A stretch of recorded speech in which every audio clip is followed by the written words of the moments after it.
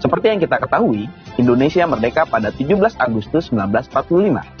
Tapi tahukah Anda, ternyata saat itu Indonesia belum memenuhi semua syarat untuk membentuk sebuah negara. Wah, kira-kira syarat apa ya yang belum terpenuhi ketika itu? Apakah ada kaitannya dengan negara lain? Ada yang tahu nggak nih pemirsa? Kebetulan kalau saya kurang tahu nih. Kata aja deh, Kang.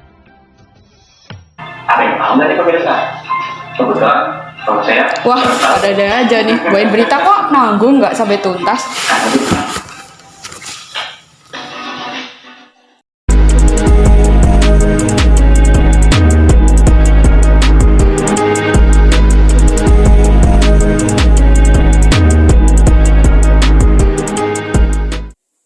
Oh, udah on ya kameranya? Udah. 1, 2, 3. Oke. Halo, nama saya Itiana Syira Azofani.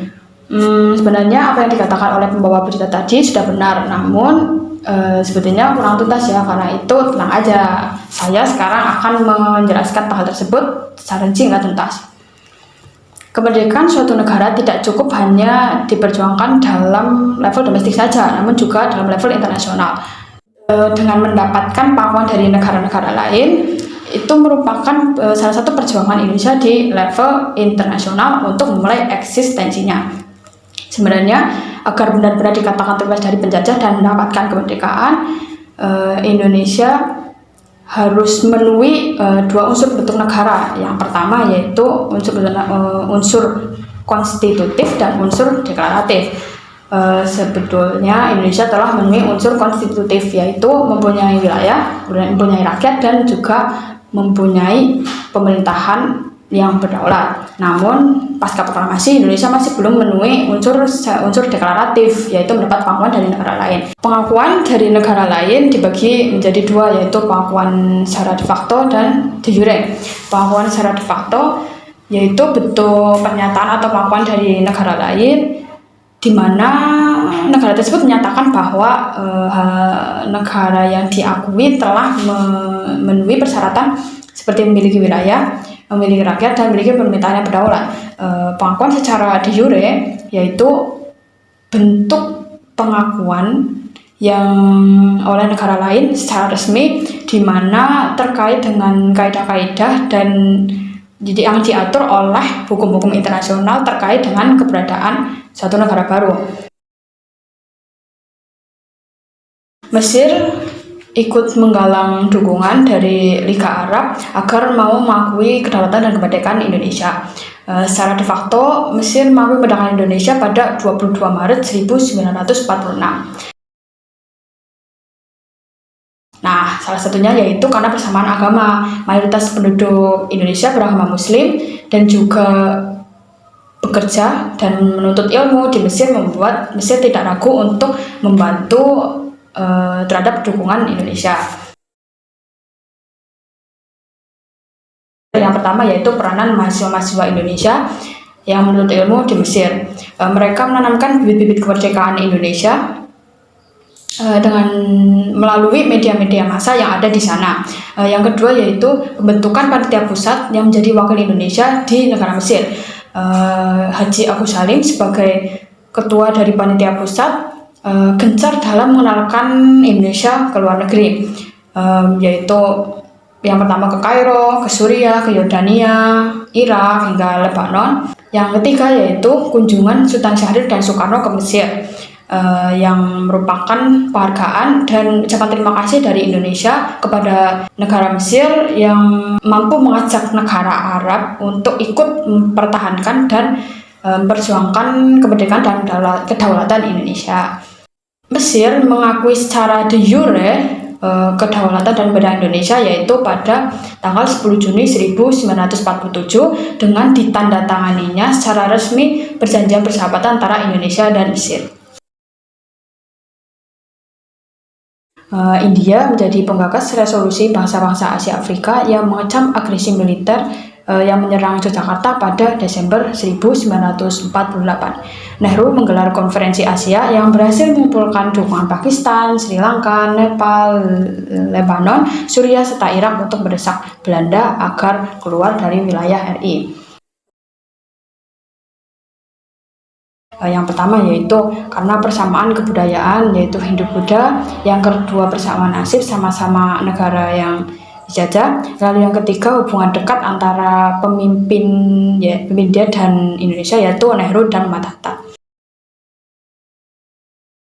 Yaitu yang pertama, semangat dari para pelajar Indonesia yang ada di India dengan dibentuknya PPII, yaitu Persatuan Putra Indonesia di India. Tujuannya adalah membela proklamasi dengan mendesak para pemimpin India agar segera mengakui Indonesia sebagai negara yang berdiri dan berdaulat.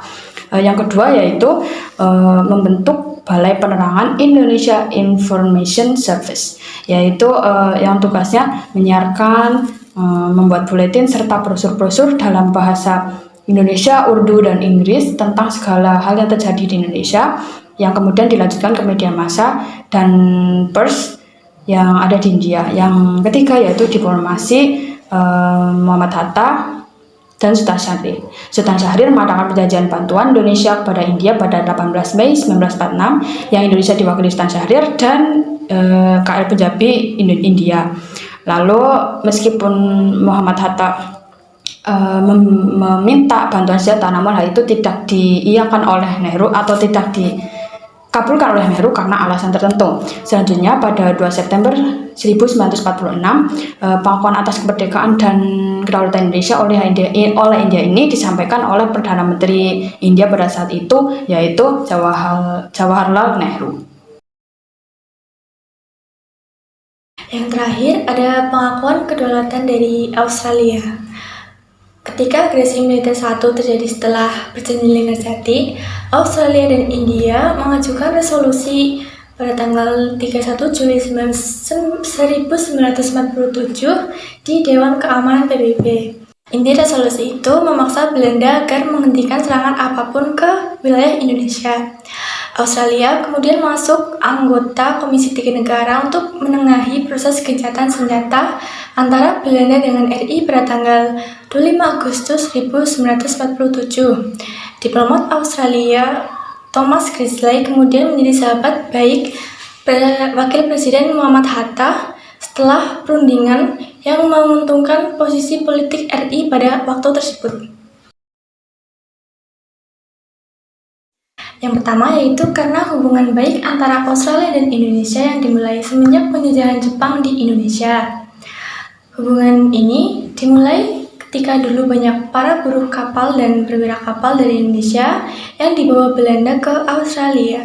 Seamen's Union in Sydney atau Asosiasi Pekerja memberitahu pekerja Indonesia bahwa mereka bekerja di Australia yang dihormati hak-haknya serta memiliki hak untuk protes. Yang kedua yaitu persamaan tujuan, yakni sama-sama ingin menyingkirkan atau mengusir Jepang. Australia mengakui kemerdekaan Indonesia secara resmi pada 27 Desember 1949. Kendati demikian, jauh sebelum itu, Australia telah menjadi salah satu pendukung utama RI dalam mempertahankan kemerdekaan dari rongrongan bangsa Belanda. Dari penjelasan tadi, dapat disimpulkan bahwa pengakuan kemerdekaan Indonesia dari negara lain bisa menjadi sangat penting dalam perkembangan Indonesia di masa depan. Pengakuan kemerdekaan secara de jure merupakan titik awal bahwa keberadaan suatu negara itu sudah sah menurut hukum internasional. Indonesia membutuhkan dukungan dan pengakuan dari negara-negara lain. Karena itu, kita sebagai warga Indonesia harus senantiasa menghargai dan menjunjung kedaulatan Indonesia.